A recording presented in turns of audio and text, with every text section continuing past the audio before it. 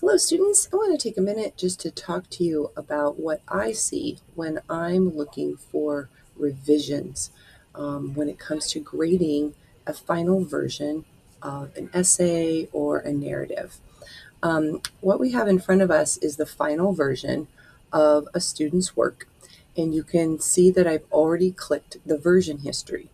And one thing that comes up right away is highlights ready, update. So if I click on this, I can see all of the changes that happened since the last time I viewed this paper. You can too, as an author. So one of the things I look for are the dates. I like to see, like, when is a student working on something. Now, I already had seen the student's paper, so I actually gave them some feedback and they made some changes, and you can see the new changes that occurred. So what I tend to do is I will click the drop down arrows, and I like to see, as you've heard me describe before, a paper evolve or come to life over time. So if I select the different versions, I can see changes that happen on a paper. Now, some of these changes are probably happening down below. I think in this case, the student was just reviewing their paper. But you can see even a timestamp. So you can see every minute any changes that occur on the paper. So I can see where the student put in a sensory detail here. They talked about the smells in the gym.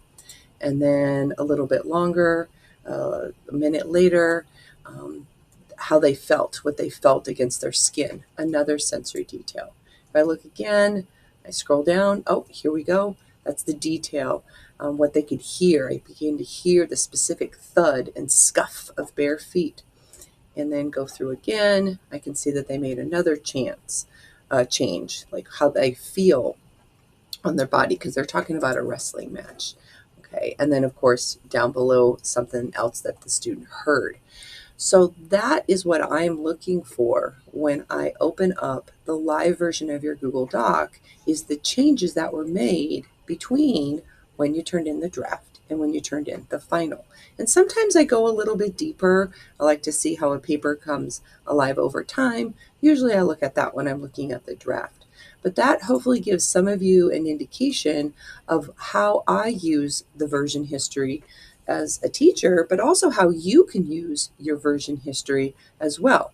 So as a reminder, if I pop back here, the version history on your Google Docs is right up here.